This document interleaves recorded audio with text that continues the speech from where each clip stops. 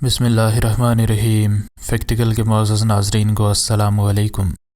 ناظرین محترم، 5 مہینے کا یہ بچہ اپنے انکل سیزر اور اپنی خالہ نارما کی آنکھوں کے سامنے فیڈر سے دودھ پی رہا تھا۔ اس کی ماں ایمیلیا ان کے سامنے کوما کی حالت میں بالکل بے جان پڑی تھی۔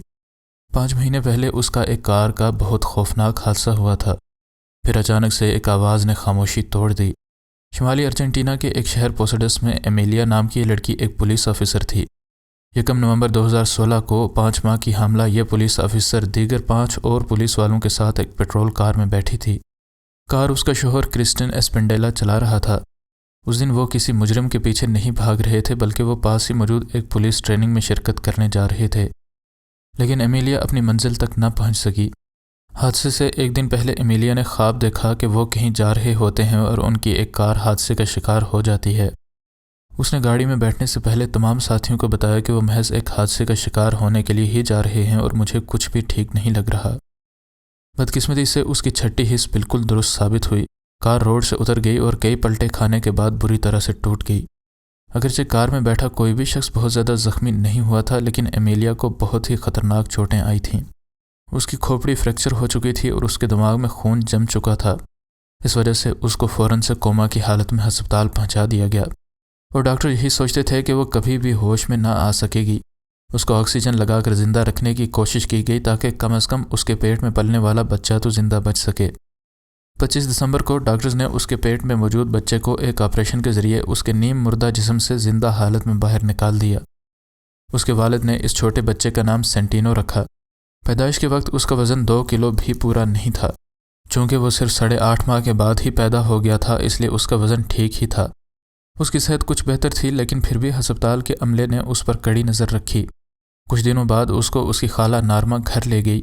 وہ اپنے بھائی سیزر کے پاس اس شہر میں اسی وجہ سے شفٹ ہو گئی تھی۔ ہر شام کو نارما سینٹینو کو لے کر کوما میں موجود اس کی ماں کے پاس آتی تاکہ وہ اپنی ماں کے پاس کچھ وقت گزار سکے۔ وہ سینٹینو کو ایمیلیا کے اوپر رکھ دیتی تاکہ موت و حیات کی کشمکش میں موجود یہ ماں شاید اپنے بچے کو محسوس کر سکے۔ کئی مہینے گزر گئے، لیکن ایمیلیا اب بھی کوما میں تھی اور اس کو کچھ نہیں پتا تھا کہ اس کے آس پاس کیا ہو رہا ہے۔ اس کے باوجود بھی اس کی بہن روزانہ سینٹینو کو لے کر اس سے ملنے آتی اور وہ ہمیشہ سے ہی یہ دعا کرتی تھی کہ شاید وہ ایک دن جاگ جائے۔ اب ایمیلیا کو کوما میں 5 ماہ گزر چکے تھے، لیکن ایک کرشمہ ہوا جسے دیکھ کر کسی کو بھی اپنی آنکھوں پر یقین نہ آیا۔ اس وقت اس کا بیٹا 3 ماہ کا ہو چکا تھا اور سیزر اور نارما اس کو لے کر اس کی ماں سے ملانے لائے تھے۔ ابھی سینٹینو فیڈر سے دودھ پی رہا تھا کہ ان کو ایک آواز سنائی دی۔ ہسپتال کے کمرے کی خاموشی کا سکوت ٹوٹ چکا تھا، اور ایک ہلکی سی آواز میں ان لوگوں نے لفظ ہاں سنا۔ ایمیلیا جاگ بھی چکی تھی اور بول بھی چکی تھی۔ اس کے سارے خاندان کی حیرت کی انتہا نہ رہی تھی اور ان کو اپنی آنکھوں پر یقین نہیں آ رہا تھا۔ اس کے بھائی نے کہا کہ ایمیلیا، اگر تم مجھے سن پا رہی ہو تو اپنی زبان باہر نکالو، اور اس نے اپنی زبان باہر نکال دی۔ ان سب کو یقین ہو چکا تھا کہ اس کے نومولود بچے کا روزانہ کا ملنا اس کو واپس زندگی تک لے آیا تھا۔ سیزر اور نارما نے فوراً سے بچے کو ماں کی چھاتی پر رکھ دیا، جہاں بچے نے ماں کے ساتھ کچھ وقت گزارا۔ ماں نے بڑی ہی مشکل سے اپنے ہاتھ بچے کے گرد لپیٹ لیے۔ شروع میں ایمیلیا صرف ہاں اور نہ کہہ سکتی تھی، لیکن وہ وقت دور نہیں تھا جب وہ زیادہ باتیں بھی کر سکے گی اور شاید بستر سے بھی اٹھ جائے۔ اب وہ اپنے بچے کو گلے بھی لگا لیتی تھی اور اس کو پیار بھی دینے کے قابل ہو چکی تھی۔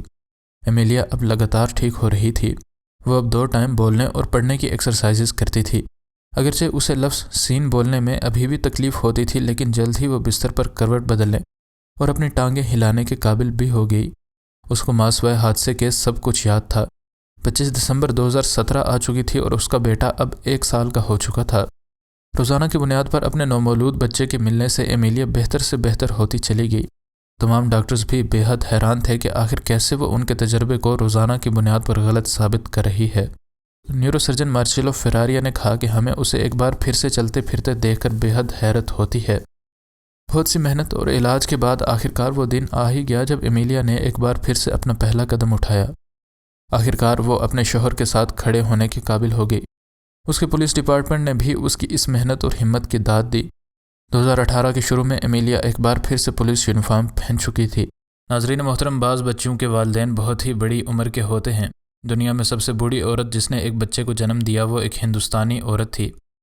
اس عورت کی عمر 70 سال کی تھی جب اس کے ہاں ایک بچہ پیدا ہوا، لیکن ہماری آج کی کہانی اس کے بارے میں نہیں بلکہ ایک مکمل طور پر مختلف عورت کے بارے میں ہے۔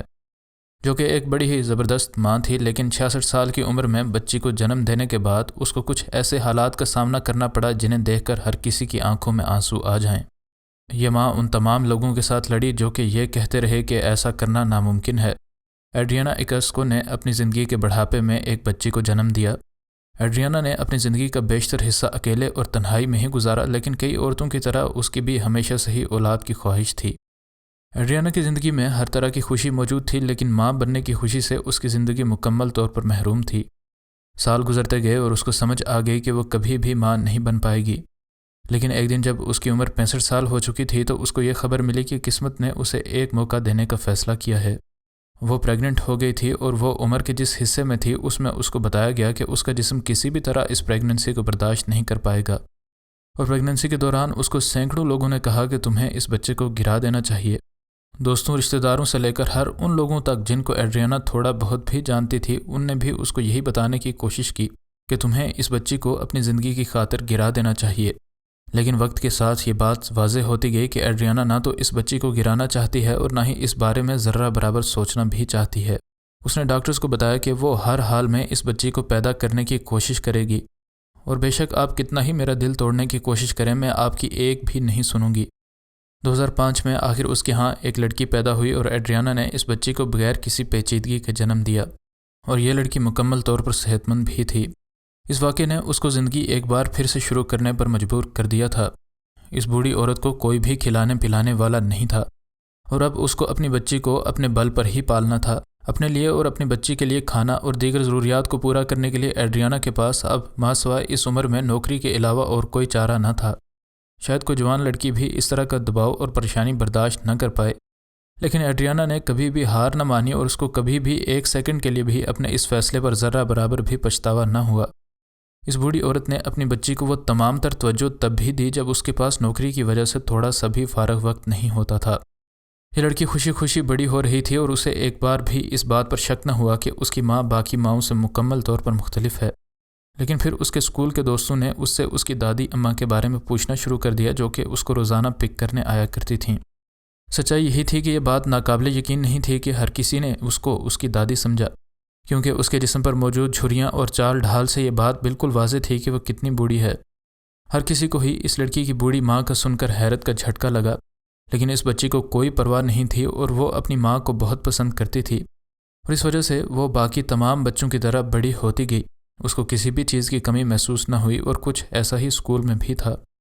ہر کسی کو ہی بڑی حیرت ہوئی کیونکہ وہ یہ سمجھتے رہے کہ یہ اس کی دادی ہے۔ اچھی بات ابھی تک یہ تھی کہ ہر کوئی ایڈریانا کو سمجھ رہا تھا اور کبھی بھی اس کی بیٹی کو اس کی بوڑھی ماں کی وجہ سے کسی نے تنگ نہیں کیا۔ اس سے بھی بڑھ کر یہ کہ اس کے ٹیچرز اور کلاس فیلوز نے اس بات کی ہمیشہ تعریف کی کہ اس کی ماں اس بڑھاپے میں بھی کتنی ایکٹیو ہے، کیونکہ وہ ہمیشہ سے ہی اپنی بچی کے اسکول کے معاملات میں لگی رہتی تھی، اور ان دونوں ماں بیٹی کے درمیان موجود عمر کا فرق کسی بھی طرح کسی مسئلے کا سبب نہیں بن رہا تھا۔ شاید آپ